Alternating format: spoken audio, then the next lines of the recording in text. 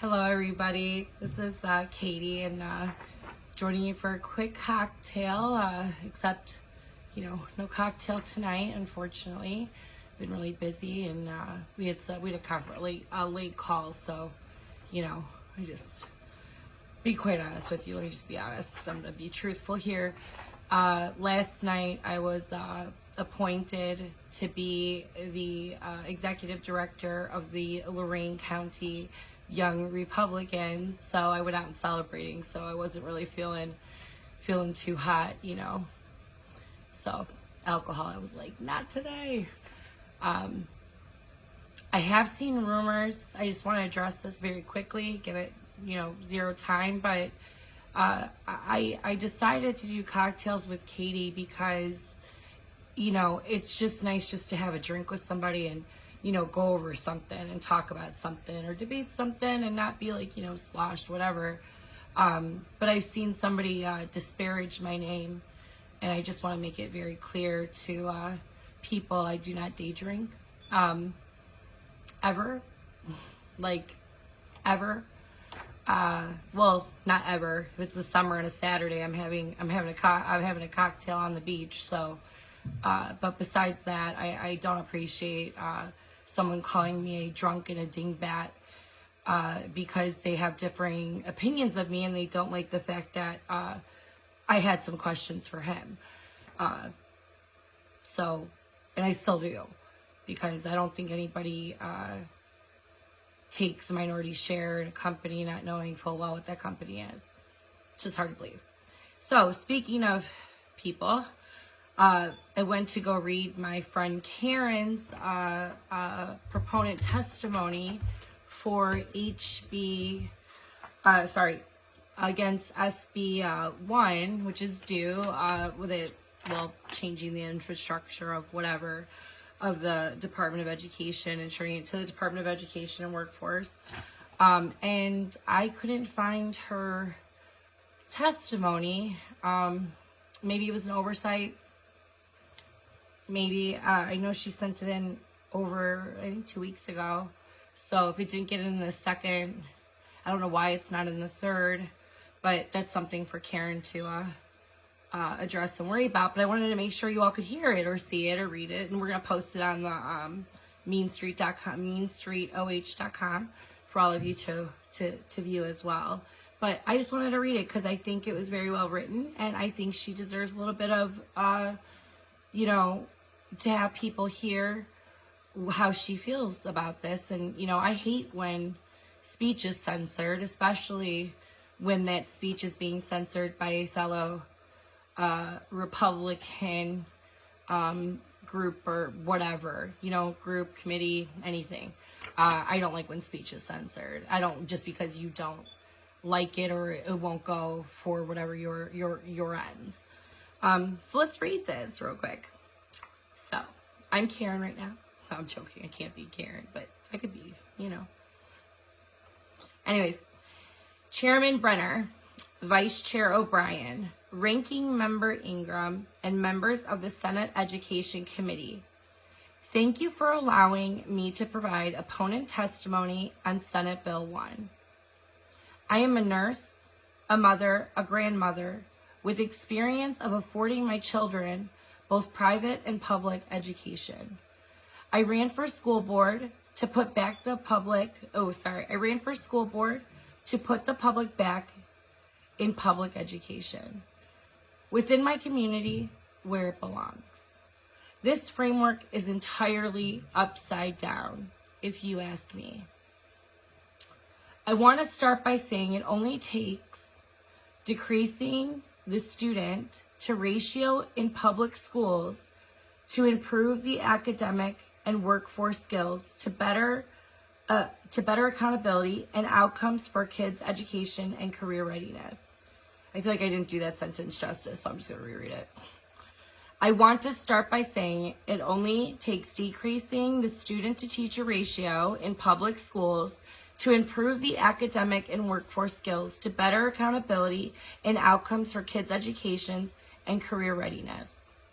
One of the many reasons we decided to place our children in a private school for early education was a strong foundation with smaller class sizes and more one-on-one attention. Our children do deserve strong education that prepares them for the future.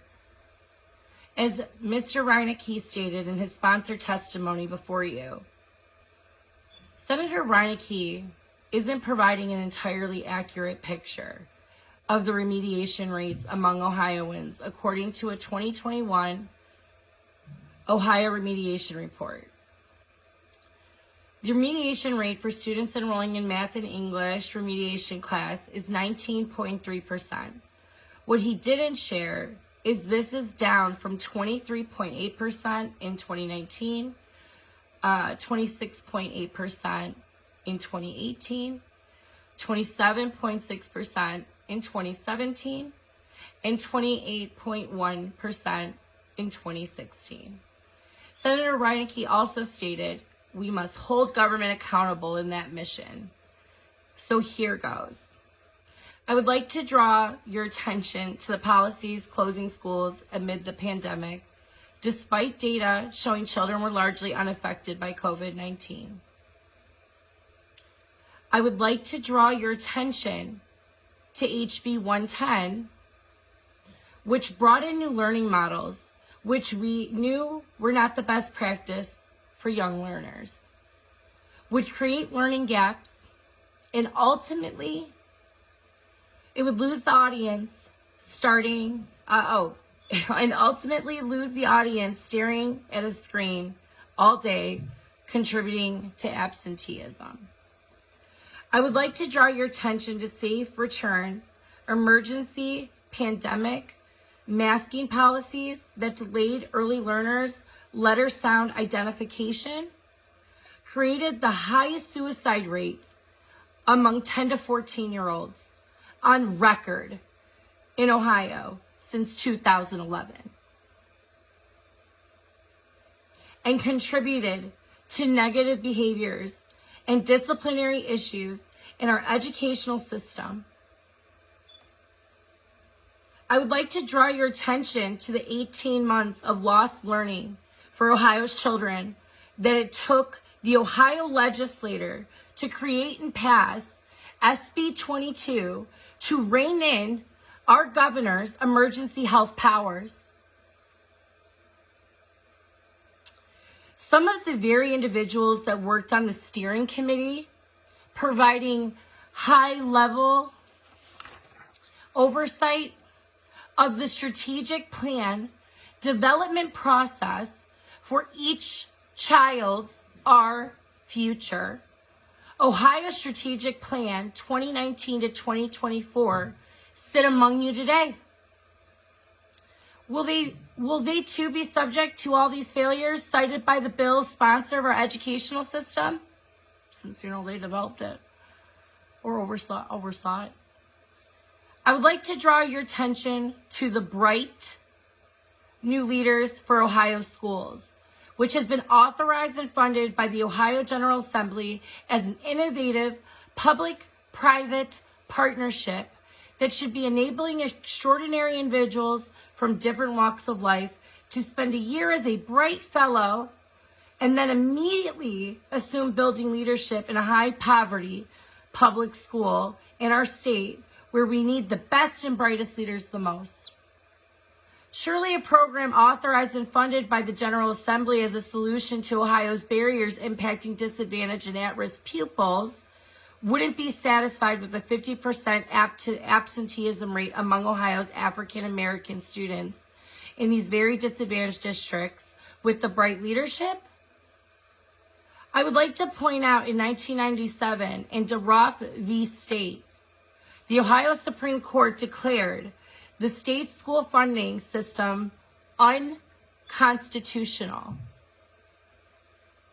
In 2003, in State v. Lewis, the Ohio Supreme Court denied plaintiffs' final attempt to obtain a remedial order for the violation identified in DeRoff, noting that although the system was still unconstitutional, it was the legislator's duty to enact a remedy.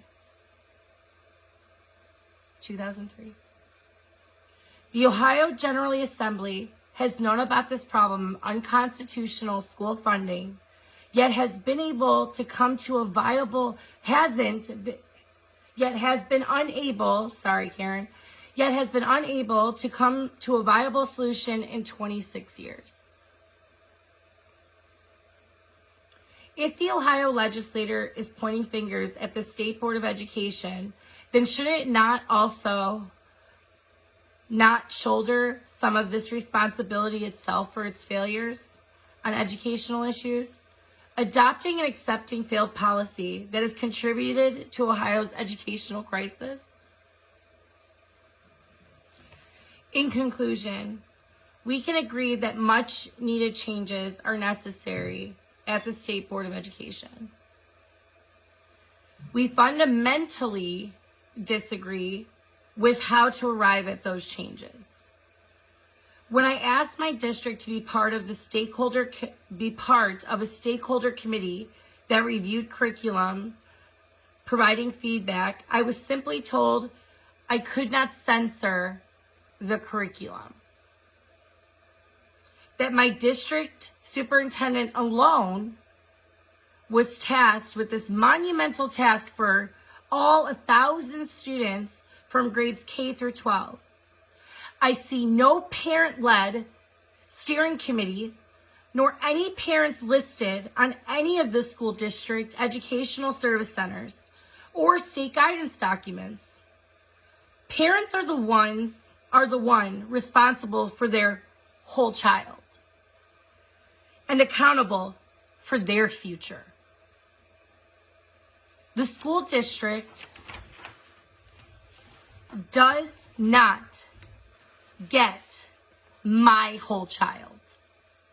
They have the opportunity to educate my children. Thank you for this opportunity. Respectfully, Karen Kiefer, RN, BSN, Richland County, Ohio. So, we'll post this on, I did not probably do it justice that Karen would have done it because I'm, just not using my readers at the moment. Probably not the best. But I'm going to tell you, for me, amen. It's exactly how I feel. No to SB1. We gave enough power to our governor amid the pandemic, and it's caused this catastrophe that they now want to come fix. And honestly, I think it's a little intentional, and that's not from Karen, that's from me. So Senator Brenner, Mr. Brenner, Andrew Brenner, I know my friend Karen, and we have the timestamp emails sent you this, and I hope you do the right thing by posting it. But in the meantime, I'm going to share this because I think everybody needs to hear it. Thank you, everybody, and stay focused, Ohio.